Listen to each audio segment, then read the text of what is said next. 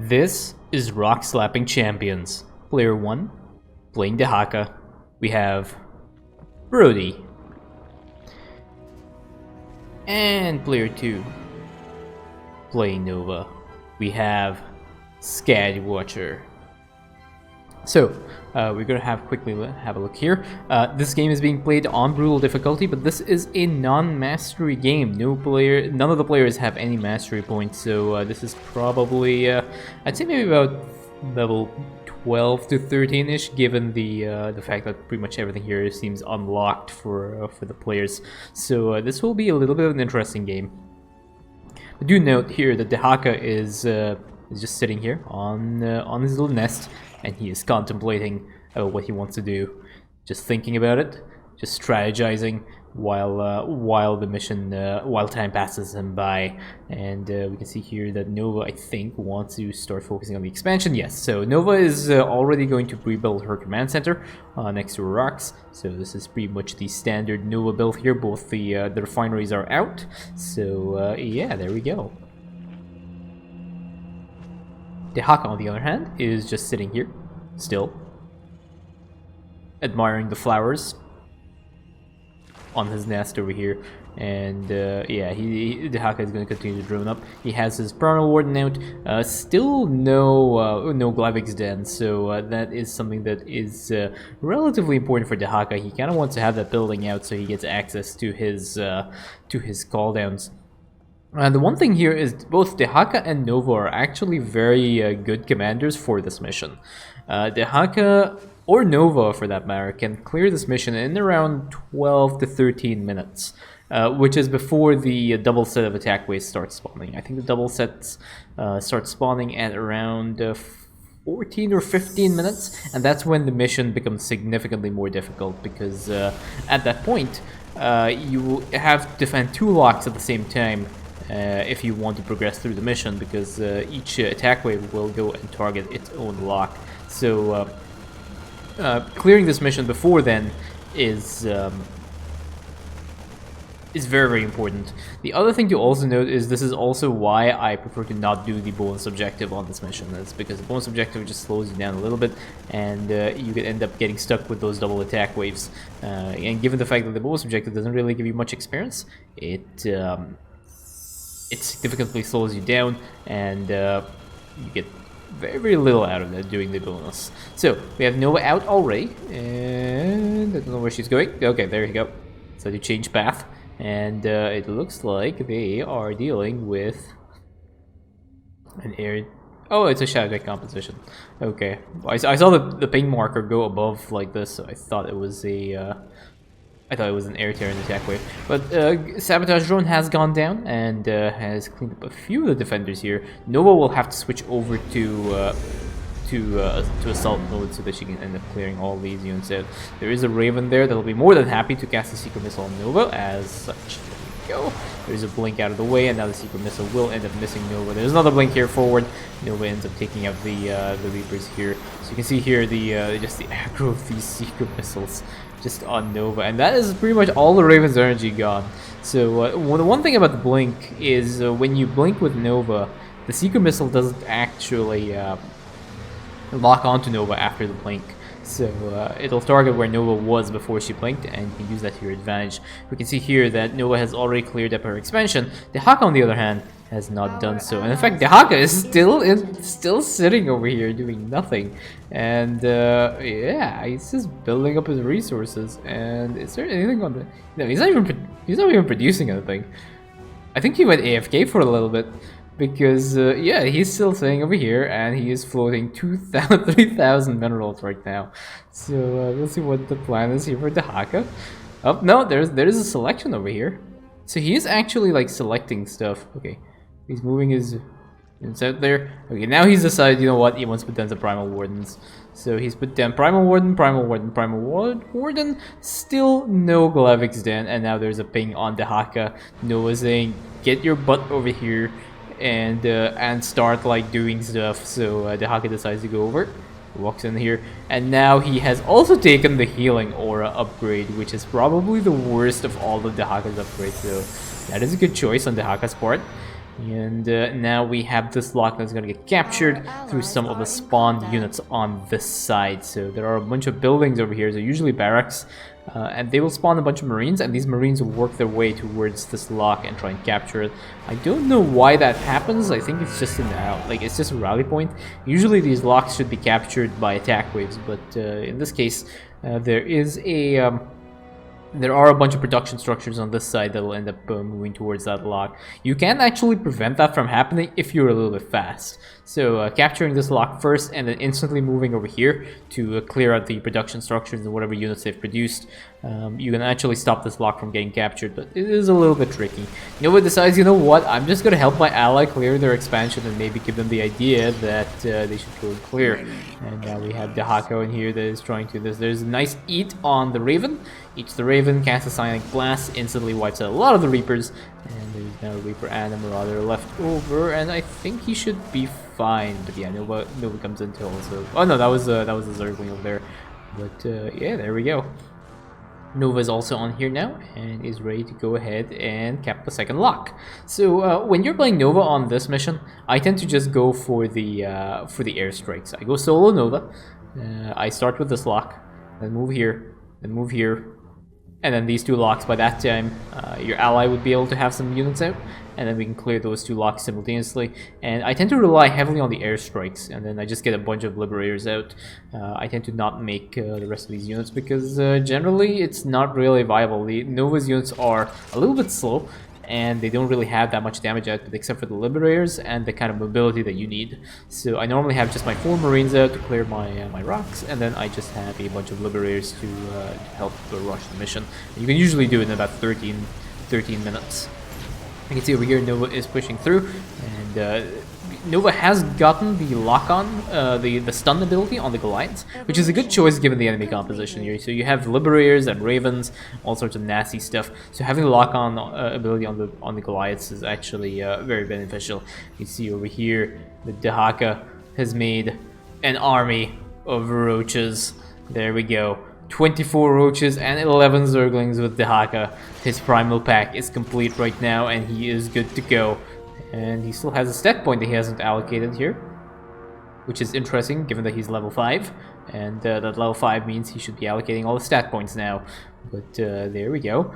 We have a Seeker Missile that gets targeted on this Goliath. Goliath gets pulled back towards the Seeker Missile. I think the Goliath, if that Goliath get moving over here, it would have probably been able to dodge that missile. But anyway, Dehaka's pack is ready, and now there are 2 attack waves. One attack wave has capped, or will be capping, the eastern lock, and there's another attack wave that seems to be unsure as to where it wants to go. But Dehaka is very, very sure where he wants to go. He wants to start pushing in towards the side, and now he's getting shelled by a bunch of siege tanks on his Zerglings, and now there are a bunch of Liberators that are sieged up, and they're going to start attacking those roaches over here. And now there are a bunch of Reapers as well on this side. And I don't think Dehaka has any anti-air except for Dehaka himself. But Noah decides to come in and help her ally out and cleans up the Liberators with her Goliaths and her own Liberators. And now we are good to go. And now there is the allied forces all on here. Lock-on comes down onto the... it's not a lock-on, it's a stun lock ability. Comes onto this battlecruiser, disabling the battlecruiser here. We have a nuke that gets dropped here. A little bit inefficient use of a nuke on this side. Does end up taking out a little bit of the HP of the Hybrid Dominator, but now there is an attack wave that is going to cap this southern lock on here. But the allied forces have been able to clear that side out. And unit losses, Dehaka has lost 24 roaches so far in that full engage, with 8 Hydralisks as well and 16 Zerglings. Pretty much lost all his units there, and this lock now is ready to be captured by the allied commanders, and this lock has been captured by Iman. And now this attack wave, I think it moves towards the central lock. I'm not really sure. At some point, once they finish their list of locks to clear, they will move towards the enemy base here. But I think that they're going to go towards the central lock. Nova has a bunch of Marines here and sees the huge army there, backs off a little bit, realizes that is a bad idea, and a very nice Griffin airstrike comes down, instantly wiping out the ground forces. Unfortunately, there are a bunch of Liberators here, and I think Dehaka has also gone down in that engage. So waiting for Dehaka to spawn. Dehaka has spawned on this side.